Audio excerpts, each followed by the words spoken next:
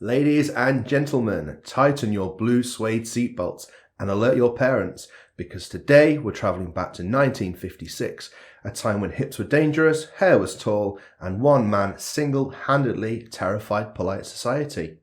Before this album, rock and roll was just a suggestion. After that, it was a full-body experience. Elvis Presley took blues, country, gospel, and shook them all together like a milkshake at a drive-in, and served it with a side of scandal. Critics were confused, teenagers were screaming, and somewhere radio DJs were whispering, "Are you sure we're allowed to play this?" Today, we are dropping the needle on the album that launched 1,000 impersonators. It's got swagger, it's got soul, and it's got moments so raw and emotional you can almost hear the Mississippi Delta in every note. This is Elvis Presley. Thank you very much. Oh, Elvis.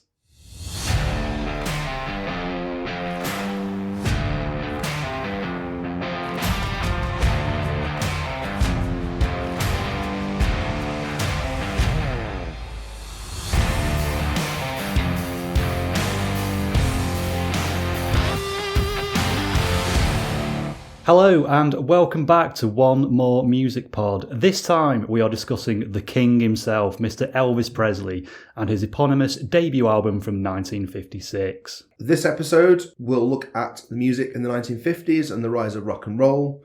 We'll dive into the story of the man himself, who really was Elvis Presley and where did he come from. And of course, we'll discuss what made his debut album so iconic and launch him onto the path of superstardom. Yeah, and we'll ask, is he really dead? Yeah, I think he is. Yeah, he is actually dead, isn't he? And he quite famously died on the toilet, didn't he? He did. Yeah, what a way to go. I had a bit of a look into this. I pulled up the story online the other day. Okay. I was just going to run through it now. Yep. I just want to say, before I start this, Adam, this is definitely not funny. So no laughing, okay? Okay, I'll try. So, this is what happened. When Elvis Presley died, his colon was severely impacted with over 30 pounds of compacted faeces. Again, not funny. A result of chronic constipation exacerbated by his heavy prescription drug use, particularly opiates. While the immediate cause of death was a heart attack, likely triggered by straining on the toilet, not funny, the immense fecal mass and enlarged megacolon were major contributing factors to his overall health crisis. And the key findings from his autopsy. So, extreme constipation. His colon was twice as long and wide as normal, impacted with a massive amount of old stool. Oh. His drug abuse. He was on numerous prescription medications at the time, so opiates, barbiturates, and tranquilizers. These worsened his constipation and cardiovascular health. And the enlarged megacolon. A megapint.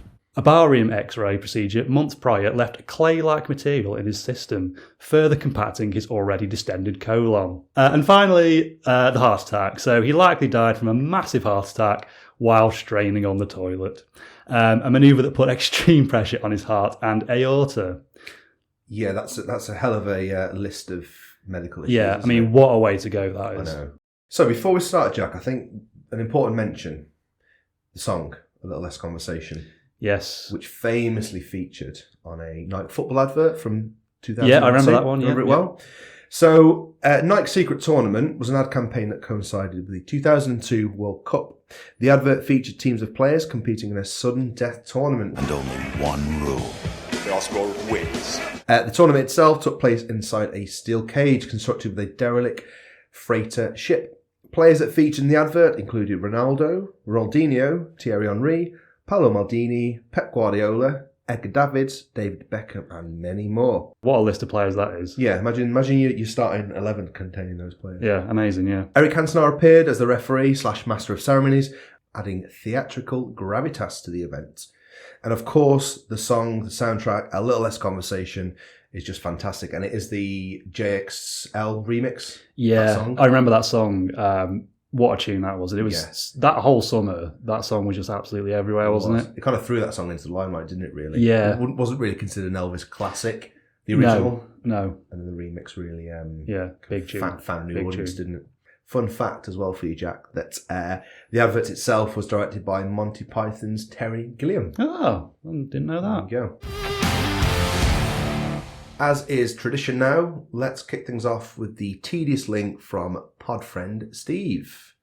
So, this week he was tasked to find a link between our previous episode's album, Straight Outta Compton by NWA, and today's album, Elvis Presley by Elvis Presley. So, how did he get on? So, in Steve's words, a bit of a weak one this week. There's not much out there. No. What he has come up with is Jerry Heller, NWA's longtime manager, started his career managing Elvis Presley adjacent acts and other major rock and pop artists in the 1960s and 70s. He worked with Elvis's backing musicians and artists from the same rock ecosystem. Poor. It's a poor one this week, Yeah. Steve, isn't it? I think he's let himself down there. Yeah. So, as always, we love a bit of background and context on this podcast. So, just before we get into the album itself, let's have a look at music and culture in the 1950s.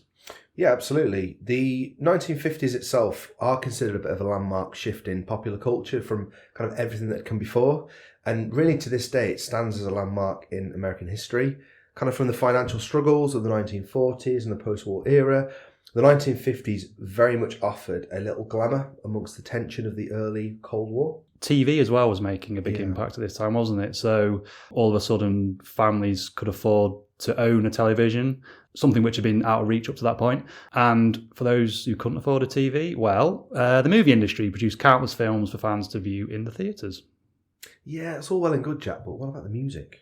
Rock and roll was very much order of the day in the 1950s, and there was this considerable shift from the kind of traditional music of kind of Louis Jordan and Big Joe Turner towards this combination of African-American blues with country music, gospel and southern traditions. Rock and roll was born. And it wasn't just Elvis that emerged in this time, of course, but we had artists like Chuck Berry, Buddy Holly, Little Richard, Eddie Cochran.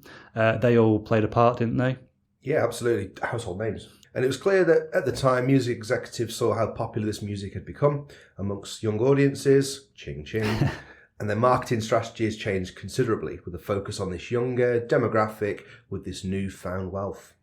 So, Adam, you mentioned rock and roll a few times now, but what actually is it? I'm glad you asked, Jack. Rock and roll has its roots in the rural communities of the southern United States. Long before Elvis burst onto the scene, African musicians such as Sonny Boy Williamson, Big Bill Broonzy and Robert Johnson were leading a kind of underground musical revolution through the blues.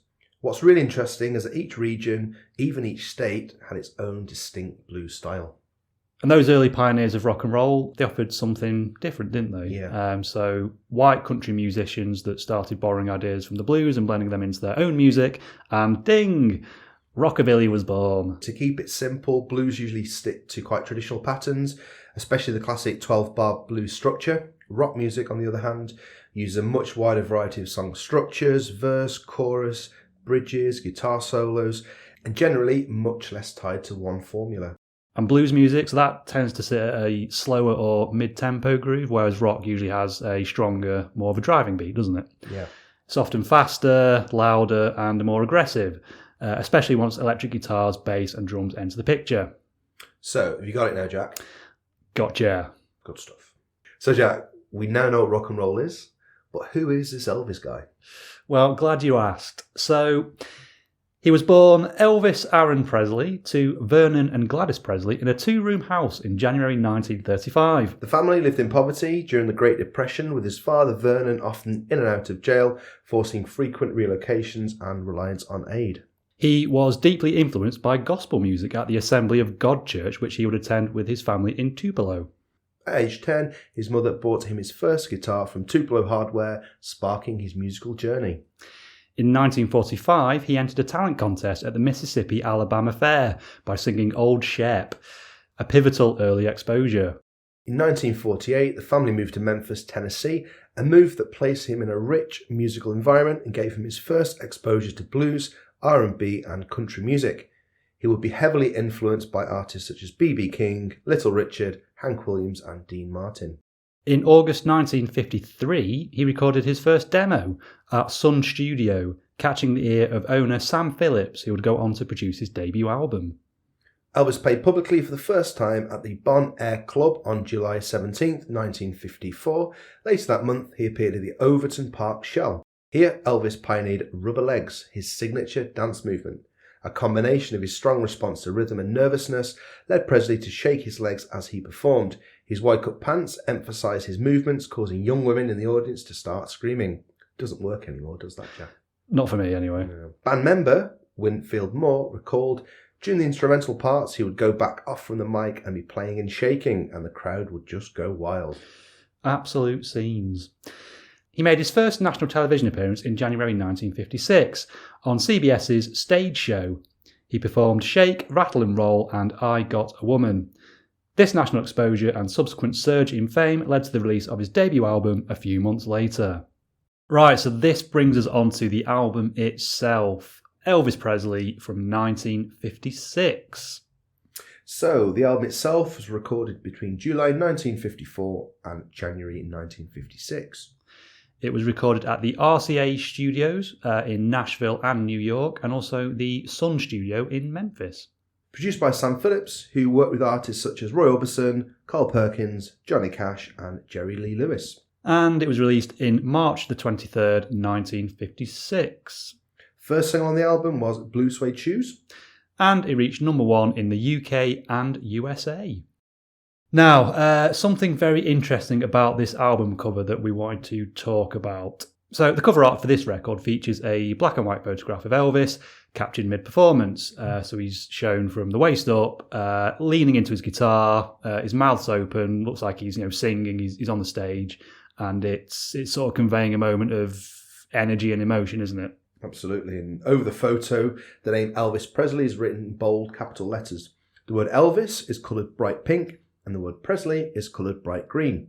The start photo, combined with the loud, unconventional colour choices, was striking for the time and visually reinforced Elvis's image as something new, rebellious and electrifying.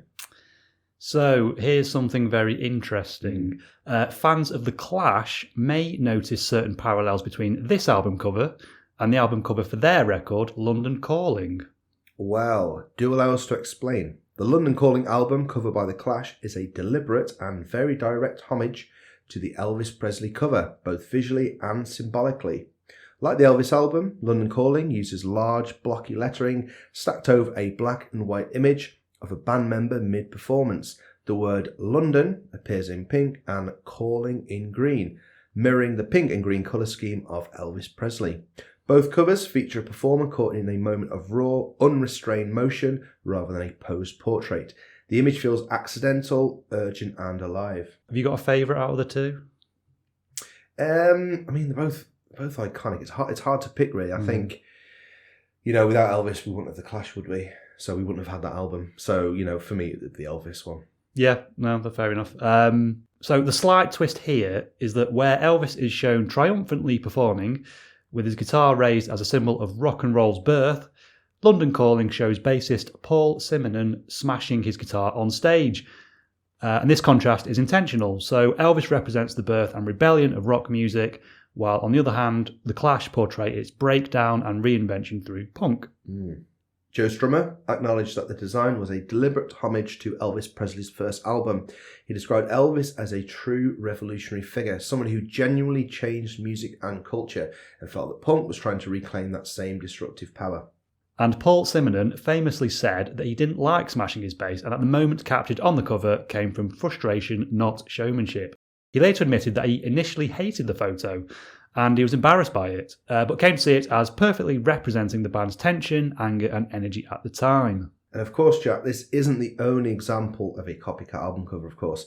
There have been numerous examples of this over the years. Another really well-known example is Gorillaz' album Demon Days, which pays homage to the cover of the Beatles' album Let It Be. And the greatest selling album of all time, Thriller by Michael Jackson, bears a striking resemblance to an album released by Scott Baio,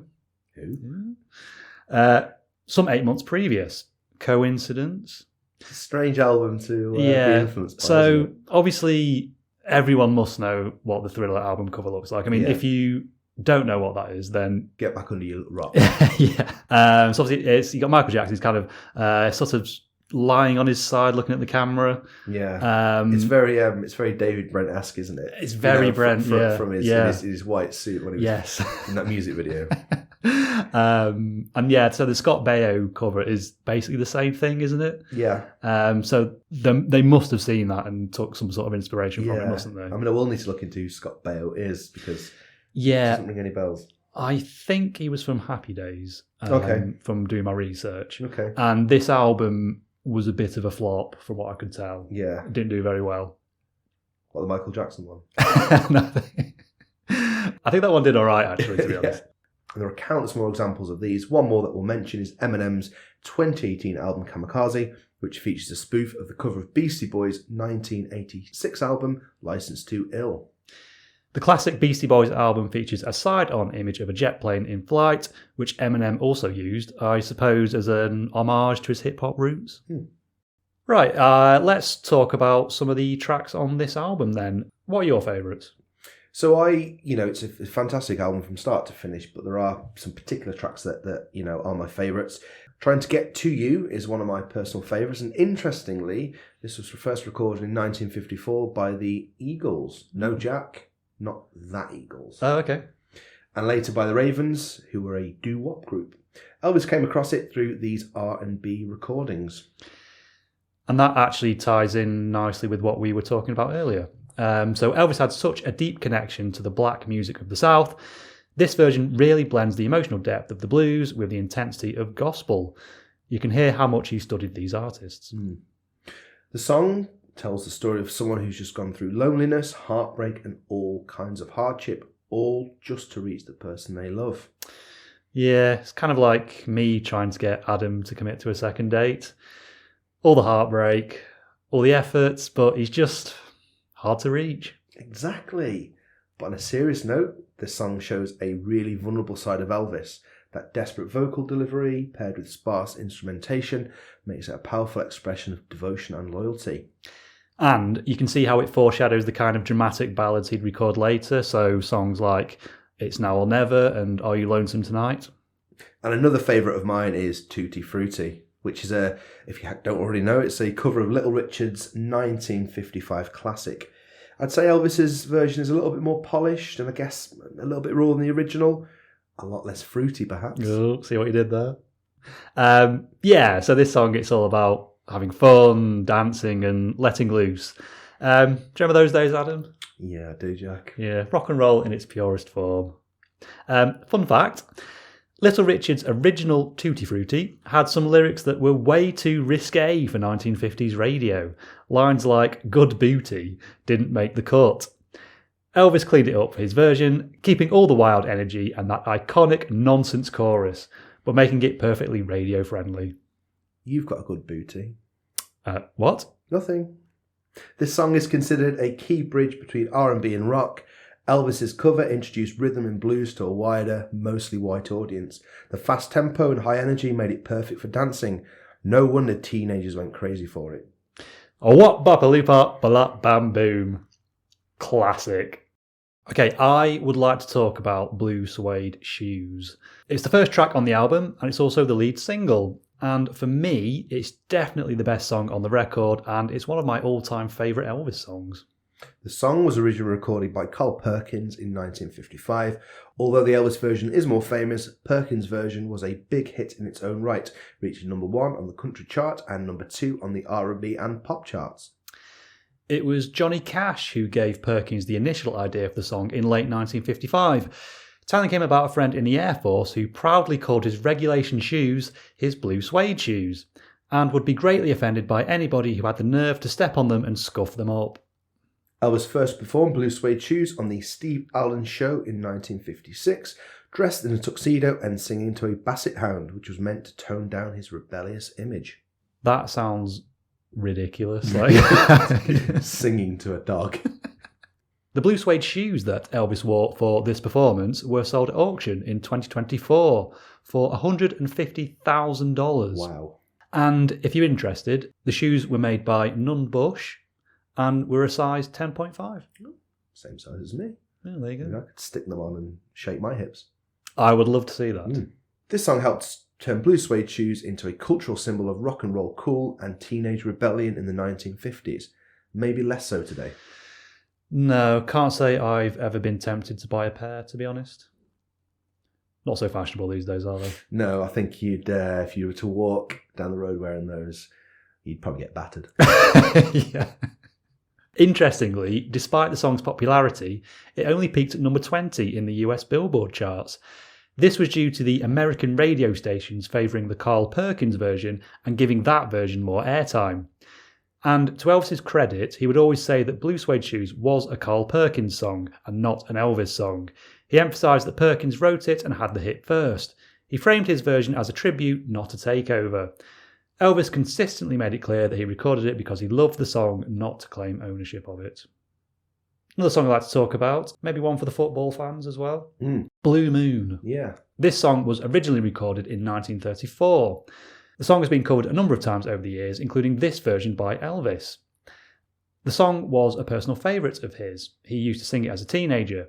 He wanted to record it as the B-side to his 1954 single, That's All Right. The song itself is about finding rare, unexpected love after a period of deep loneliness, using the blue moon as a symbol for something incredibly rare, like the idiom, once in a blue moon.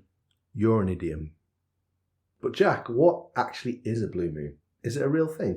Well, Adam, I'm glad you asked, and the answer is yes. Yes, it is. A blue moon is an extra full moon, occurring as the second full moon in a single calendar month. So it's actually a calendar event, not a colour change, and it happens every few years because the lunar cycle of 29.5 days doesn't perfectly align with our calendar months. The moon only appears truly blue due to atmospheric dust and smoke in rare cases like after major volcanic eruptions, where specific sized particles scatter red light, allowing blue light to pass through. Are you still talking? So that's a few of our favourite songs, but it's a great album start to finish really, and hugely influential, as we're about to discuss now. So Jack, I think you'd agree that this is one of those albums that doesn't just make history, but it kind of changes it really. Elvis Presley exploded onto the scene and launched Elvis into a spotlight he would never really step out of. It was raw, it was exciting, and it sounded like nothing else at the time. And for many people, this is where rock and roll truly begins. Since its release in 1956, Elvis Presley has gone both gold and platinum. Rolling Stone ranks the cover at number 40 on their list of the greatest album covers of all time, and the album itself comes in at number 56 on their top 500 albums list. It spent 10 weeks at number 1 on the Billboard charts and became the first rock and roll album ever to hit number 1. That alone tells you how big this moment was. 12 tracks, 28 minutes, and honestly, not a second wasted. This album captures the potential of a young king of rock and roll just starting to realise how powerful he really was. You hear it all here, the high energy, genre-bending performances, and also those softer, more haunting ballads. It proves very early on that Elvis wasn't just a performer, he was a vocalist who could do it all. And the album is only part of the story, because around this time Elvis was everywhere. His appearances on massive American TV shows like The Milton Berle Show and The Ed Sullivan Show brought him straight into people's living rooms. We're talking audiences of 40 to 60 million viewers, numbers which are almost impossible to imagine today. Overnight, Elvis went from a rising star to a household name. And that's where this cultural shift really kicks in. In a very conservative 1950s America, Elvis became a symbol of teenage rebellion and independence. Young people were desperate for something new, something that felt like theirs, and Elvis was exactly that. Within just a year of this album's release, Elvis is crowned as the king of rock and roll. His rise reshaped the music industry, helped break down racial and cultural barriers, and laid the blueprint for what modern pop stardom would look like. So that just about wraps up our episode on Elvis Presley. As ever, remember you can catch us on @OneMoreMusicPod on Instagram and TikTok. Make sure you do give us a follow so you can stay up to date with all the new episode releases. So Jack, next episode, the grand reveal. Ba-ba-da-ba-ba. We will be looking at The Rise and Fall of Ziggy Stardust and the Spiders from Mars by David Bowie. David Bowie. Absolutely good impression. Thank you, yeah. Looking forward to that one. Absolutely. So, all that's left to say is thank you very much. Jack and Adam have left the building.